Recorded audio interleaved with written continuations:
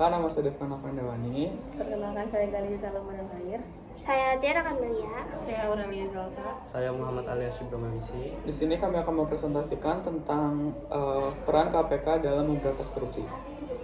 Yang pertama, apa itu KPK? Komisi Pemberantasan Korupsi adalah lembaga negara yang dibentuk dengan tujuan meningkatkan daya guna dan hasil guna terhadap upaya pemberantasan tindak pidana korupsi.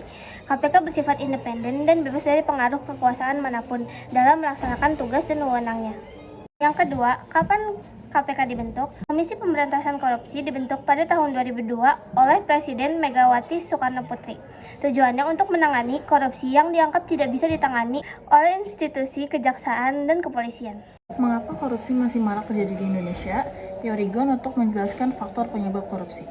Teori Ghosn yang dikemukakan oleh penulis Jack Bologna adalah singkatan dari greedy, keserakahan, opportunity, kesempatan, need, kebutuhan, dan exposure, pengungkapan. Teori Ghosn mengungkapkan bahwa seseorang yang korupsi pada dasarnya serakah dan tak pernah puas. Tidak pernah ada kata cukup dalam diri koruptor yang serakah, dan keserakahan ditimpali juga dengan kesempatan.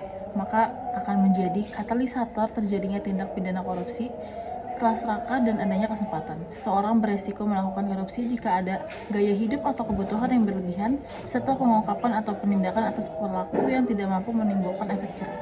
Terdapat 3 faktor internal yang menyebabkan korupsi. Yang pertama, sifat keserakahan. Yang kedua, moral yang lemah. Dan yang ketiga, gaya hidup konsumtif. Selanjutnya, faktor eksternal kejadian korupsi. Yang pertama ada dalam aspek sosial. Kehidupan sosial seseorang berpengaruh dalam mendorong terjadinya korupsi. Nilai dan budaya dari masyarakat dapat mendukung korupsi. Misalnya, masyarakat hanya menghargai seseorang karena kekayaan yang dimilikinya atau terbiasa memberikan gratifikasi kepada pejabat. Yang kedua ada aspek politik. Tujuan politik untuk memperkaya diri pada akhirnya menciptakan money politik. Dengan money politik, seseorang bisa memenangkan kontestasi dengan membeli suara atau menyogok para pemilih atau anggota-anggota partai politiknya. Melalui perhitungan untung rugi, pemimpin hasil money politik tidak akan peduli nasib rakyat yang memilihnya. Yang terpenting baginya adalah bagaimana ongkos politiknya bisa kembali dan berlipat ganda. Yang ketiga ada aspek ekonomi. Faktor ekonomi sering dianggap sebagai penyebab utama korupsi. Tingkat pendapatan atau gaji yang tidak cukup untuk memenuhi kebutuhan yang berlebihan. Fakta juga menunjukkan bahwa korupsi tidak dilakukan oleh mereka yang gajinya pas-pasan. Korupsi dalam jumlah besar justru dilakukan oleh orang-orang kaya dan berpendidikan tinggi yang memiliki keserakahan dalam gaya hidupnya. Yang keempat ada aspek organisasi. Organisasi bisa mendapatkan keuntungan dari korupsi para anggotanya yang menjadi birokrat dan bermain di antara celah-celah peraturan. Partai politik misalnya menggunakan cara ini untuk membiayai organisasi mereka. Pencalonan pejabat daerah juga menjadi sarana bagi partai politik untuk mencari dana bagi kelancaran roda organisasi. Pada akhirnya terjadi money politics dan lingkaran korupsi terjadi kembali. Yang kelima ada aspek hukum. Hukum menjadi faktor penyebab korupsi jika banyak produk hukum yang tidak jelas aturannya, pasal-pasal yang multitafsir, dan ada kecenderungan hukum dibuat untuk menguntungkan pihak-pihak tertentu. Sanksi yang tidak sebanding terhadap pelaku korupsi, terlalu ringan atau tidak tepat sasaran, juga membuat para pelaku korupsi tidak segan-segan menilap uang negara. Di mana lokasi wilayah Direktorat Koordinasi Supervisi Wilayah 1, 2, 3, 4, dan 5. Dikutip dari akun Instagram KPK, Direktorat Koordinasi dan Supervisi Wilayah 1-5 bertugas untuk merumuskan dan melaksanakan kebijakan di bidang koordinasi dan supervisi tindak pidana korupsi pada 5 wilayah. Meski demikian, penempatannya tetap di lingkungan KPK.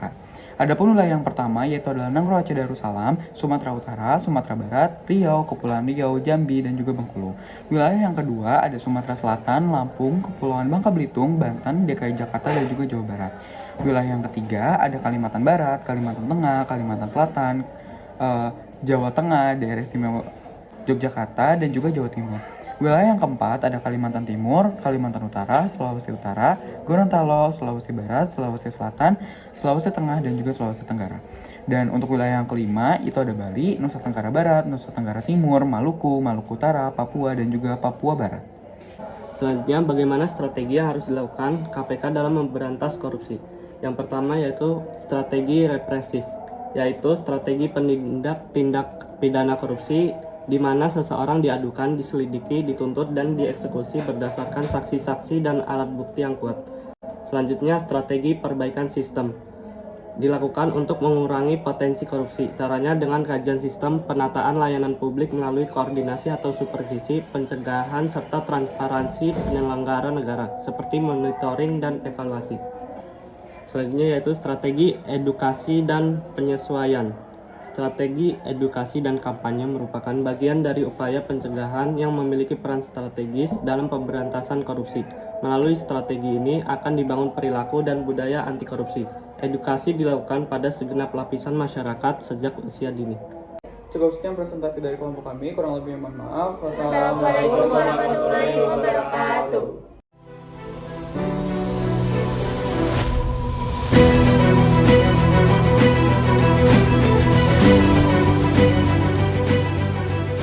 Apakah teman-teman tahu? Korupsi dan gratifikasi adalah permasalahan serius yang dapat merusak bangsa ini. Membuat pelayanan publik menjadi kacau. Akses pendidikan yang tidak merata, merusak iklim investasi dan menyebabkan ekonomi biaya tinggi.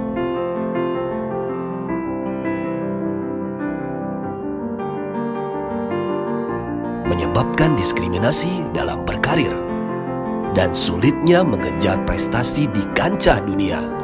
Karena itu, mari kita semua bersatu untuk memutus mata rantai korupsi dan gratifikasi. Jadilah pahlawan integritas dan hapuskan diskriminasi akibat korupsi. Berjuang untuk bebas dari korupsi dan gratifikasi, karena bangsa merdeka adalah bangsa yang adil dan sejahtera. Wujudkan Indonesia merdeka tanpa korupsi dan gratifikasi.